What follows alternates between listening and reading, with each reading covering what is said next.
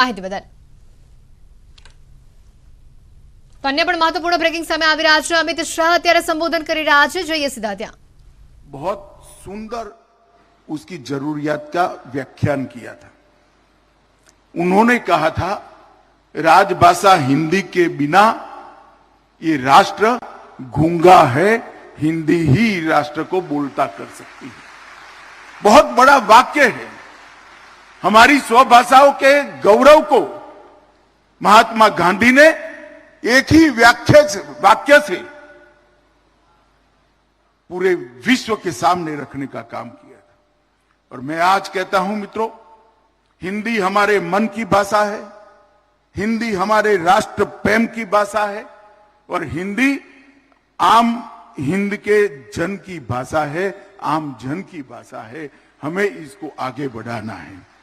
मित्रों, आज आजादी का अमृत महोत्सव है, तब मैं इतना जरूर कहना चाहता हूं कि मोदी जी राष्ट्रीय शिक्षा नीति 2020 लेकर जो आए हैं, इसका हम सब जरूर बारीकी से इसका अध्ययन करें। इसकी आत्मा क्या है, इसका अध्ययन करें।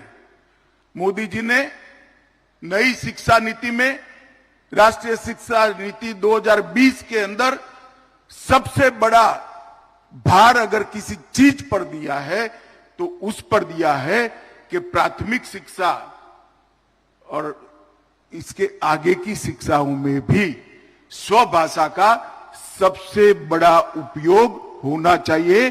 प्राथमिक शिक्षा स्वभाषा में ही होगी। इसके आगे बढ़कर कहा, अनुसंधान के क्षेत्र में भी स्वभाषा का उपयोग होना चाहिए। कोर्टों की भाषा, मेडिकल विज्ञान की भाषा, तकनीक की भाषा और इंजीनियरिंग के पाठ्यक्रम स्वभाषा में रूपांतरित होकर आने वाले दिनों में इसका अनुसंधान भी स्वभाषा में हो, राजभाषा में हो, इस दिशा में ले जाने का उन्होंने बीज नई शिक्षा नीति के अंदर, राष्ट्रीय शिक्षा नीति 2020 के अंदर बोया है। और मित्रों, मुझे भरोसा है कि आजादी का शताब्दी जब ये देश मना रहा होगा, तब ये जो बीज मोदी जी ने 2020 में बोया है, एक वट वृक्ष बनकर इस देश की सभी भाषाओं को पल्लवित कर भाषा के क्षेत्र में भी हमें आत्मनिर्भर बनाएगा। मित्रों, स्थानीय भाषा और हमारी हिंदी, ये हमारे सांस्कृतिक धारा प्रवाह का प्राण है। हमारी संस्कृति को, हमारे इतिहास को और आने अनेक पीढ़ियों से हमारा जो साहित्य सर्जन हुआ है, इसकी आत्मा को अगर समझना है तो राजभाषा को सीखना ही पड़ेगा। अगर इसकी आत्मा को समझना है तो हमारी स्थानीय भाषाओं को मजबूत बनाना पड़ेगा। और राजभाषा और स्थानीय भाषा मिलकर पूरे देश के मन में से ये भाषा की ये लघुता ग्रंथि को जो अंग्रेजों ने निर्मित किया है, उसको उखाड़ कर फेंकने का समय अब आ गया है। इसलिए आज का दिन जो देश को हर क्षेत्र में स्वावलंबी बनाना चाहते हैं, देश को हर क्षेत्र में आत्मनिर्भर बनाना चाहते हैं, उनके लिए बहुत महत्वपूर्ण है। लोकमान्य तिलक ने स्वराज मेरा जन्मसिद्ध अधिकार है, इसका जयघोष किया। अगर तिलक महाराज को कोई ध्यान से समझता है और तिलक महाराज के सारे भाषणों को ध्यान से अगर किसी ने पढ़े हैं, तो वे रोक टोक तिलक महाराज की स्वराज की कल्पना का व्याख्या कर सकता है। तिलक महाराज के स्वराज की कल्पना में सिर्फ शासन में परिवर्तन नहीं था, शासन तो परिवर्तित हो ही, इस देश का शासन इस देश के लोग ही करे, वो तो एक प्रमुख मांग थी। परंतु उसके साथ साथ स्वभाषा, स्वधर्म, स्वसंस्कृति, इसके लिए भी स्वराज की मांग तिलक महाराज ने उठाई थी। और आज मुझे विश्वास है कि मोदी जी के नेतृत्व में देश जिस रास्ते पर चल रहा है, वो रास्ते पर तिलक महाराज के स्वराज की परिकल्पना को हम सार्थक करेंगे और देश उसी रास्ते पर चलेगा। मैं आज राजभाषा दिन के मौके पर देश के युवाओं को भी कहना चाहता हूं, भाषा क्षमता की परिचायक नहीं है, भाषा अभिव्यक्ति है। क्षमता आपके अंदर पड़ी है। आपकी क्षमता का परिचय किसी भाषा का मोहताज नहीं है। देश के युवा भाषा की ये लघुता ग्रंथि से दूर निकले, अपनी स्वभाषा को स्वीकारे और स्वभाषा को आगे ले जाने का काम करे, अपनी राजभाषा को स्वीकारे और राजभाषा को आगे ले जाने का काम करे, बहुत जरूरी है। जब तक देश का युवा अपनी क्षमताओं के आधार पर अपनी भाषा में अपने मौलिक चिंतन की अभिव्यक्ति नहीं करेगा, वो कभी भी अपनी क्षमताओं को पूर्णतया समाज के सामने नहीं रख सकता, क्योंकि अपने मौलिक चिंतन की अभिव्यक्ति स्वभाषा से अच्छी किसी भी भाषा में नहीं हो सकती। ये हमने समझ कर रखना चाहिए। ढेर सारे शिक्षाविदों ने प्राथमिक शिक्षा और बच्चे की ग्रहण शक्ति पर जितने भी अध्ययन किए हैं, वो सारे अध्ययन एक ही बात को इंगित करते हैं कि बच्चा स्वभाषा में जो ग्रहण कर सकता है, वो बच्चा आगे जाके मौलिक चिंतन कर सकता है।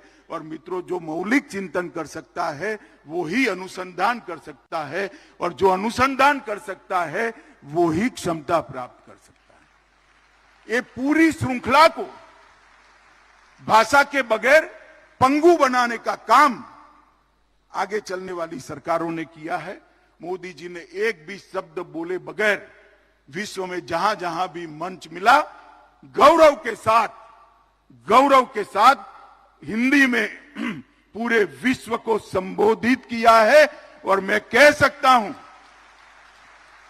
कि विश्व के मंच पर अंग्रेजी बोलने वाले सारे नेताओं से ज्यादा वजन से अगर किसी को सुना गया है तो मेरे और आपके नेता, हमारे देश के प्रधानमंत्री नरेंद्र मोदी को सुना, क्योंकि उन्होंने अपनी भाषा में अपनी बात रखी थी। उनकी अभिव्यक्ति सटीक थी, मन की गहराइयों से आती थी, दिल की गहराइयों से इनकी अभिव्यक्ति आती थी, इसलिए इसकी स्वीकृति भी ज्यादा आई।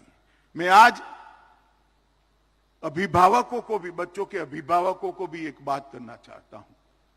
मेरी बात मानकर आप बच्चों के शिक्षा का माध्यम तो एकदम बदलेंगे नहीं, मुझे मालूम है, परंतु कम से कम ठीक है ना भाई, कोई बात नहीं, ये समय भी आ जाएगा, मगर कम से कम अपने घर में बच्चों से बातचीत की भाषा अपनी रखिएगा।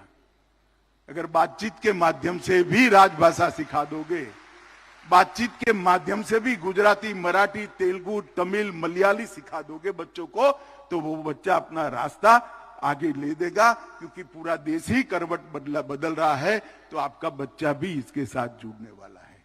मैं तो मेरा अभिभावकों से बहुत आग्रह है कि एक बार बच्चों को उनके सुनहरे भविष्य के लिए अपनी भाषा जरूर सिखाइए।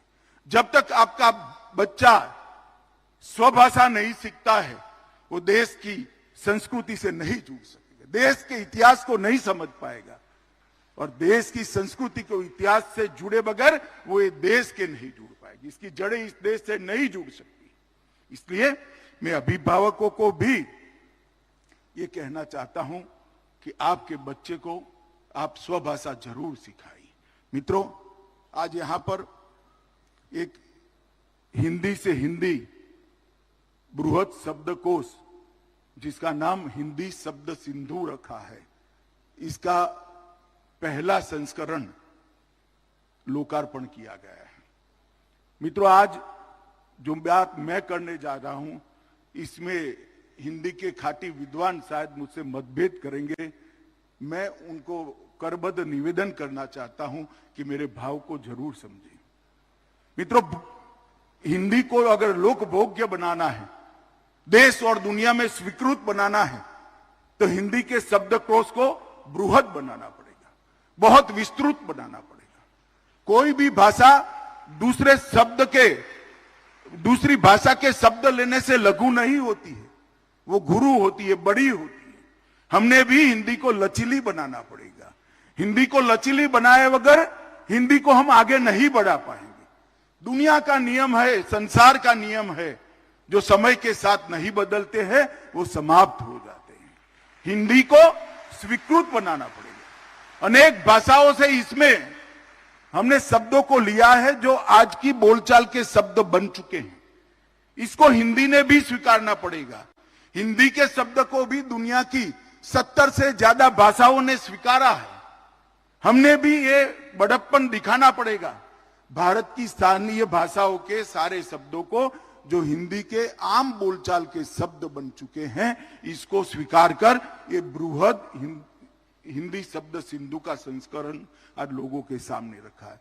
मेरा हिंदी के विद्वानों को, देश भर के हिंदी के विद्वानों को करबद्ध निवेदन है, बड़ा मन रखकर, बड़ा हृदय रखकर हिंदी के भले के लिए इस शब्दकोश को स्वीकार करिएगा।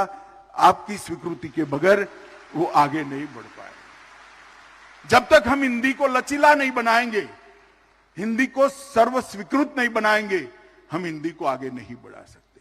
और यहां पर संस्करण 1 इसलिए लिखा है कि इसके आगे और भी संस्करण आने वाले हैं। आने वाले दिनों में विज्ञान का सारा अभ्यासक्रम हिंदी में बनने वाला है। मेडिकल विज्ञान का सारा अभ्यासक्रम हिंदी में बनने वाला है। टेक्निकल अभ्यासक्रम, इंजीनियरिंग का अभ्यासक्रम पूरा हिंदी में बनने वाला है। ये सारे अभ्यासक्रमों को लोकभोग्य बनाना है तो हिंदी को भी लोकभोग्य बनाना पड़ेगा। कानून की भाषा अगर हम हिंदी चाहते हैं, कानून की भाषा स्वभाषा चाहते हैं, तो हमने कानून की भाषा के कुछ शब्दों को भी हमारे शब्दकोशों में स्थान देना पड़ेगा। स्थानीय भाषाओं के शब्दकोश बनाने वाले विद्वान को भी मेरा निवेदन है, अगर हम कोर्ट की भाषा, कानून की भाषा हमारी गुजराती बने, मराठी बने, पंजाबी बने, बांग्ला बने, ये चाहते हैं तो कुछ शब्द को हमने स्वीकार कर इसको बृहद बनाना पड़ेगा और राजभाषा ने भी ये करना पड़ेगा। इसलिए इस शब्दकोश को हमने पूर्णतया डिजिटल और खोज परख बनाने का काम किया है। ये डिजिटल है और खोज परख भी है। तो विभिन्न विषयों पर, जनसंचार के विषय में, मेडिकल साइंस के विषय में, खेत कुल के विषय में, अंतरिक्ष विज्ञान के विषय में, भौतिकी, रसायन और भूमिति के विषय में, गणित के विषय में ढेर सारी शब्दावली को इसके अंदर समाहित की है। कानून के भी, कोर्ट की बोलचाल के बहुत सारे शब्दों को इसके अंदर हमने समाया है। क्योंकि जब फैसलों का अनुवाद करने का समय आएगा, फैसलों को राजभाषा में अनुवादित कर उसको देने का समय आएगा, तब ऐसा न हो कि कोई शब्द मिले ही नहीं। इसको बहुत गहन मेहनत कर बनाया गया है। मैं हिंदी के विद्वानों को अनुरोध करना चाहता हूं कि इस बृहद शब्दकोश को आपका आशीर्वाद भी मिले, समर्थन भी मिले और आप इसको जनता के बीच में बड़े उत्साह के साथ ले जाइए, इसका उपयोग भी बढ़ाइए, ये अनुरोध करने आया हूं। मित्रों, मैं इसरो के चेयरमैन और उनकी पूरी टीम को हृदय से बधाई देना चाहता हूं, क्योंकि इसरो की पूरी यश गाथा को काव्य गाथा के रूप में राजभाषा में प्रकाशित कर एक बहुत बड़ा काम इसरो ने किया है और इसरो की यश गाथाओं को जन जन तक पहुंचाने का एक काव्य गाथा। तो अन्य बड़ी महत्वपूर्ण ब्रेकिंग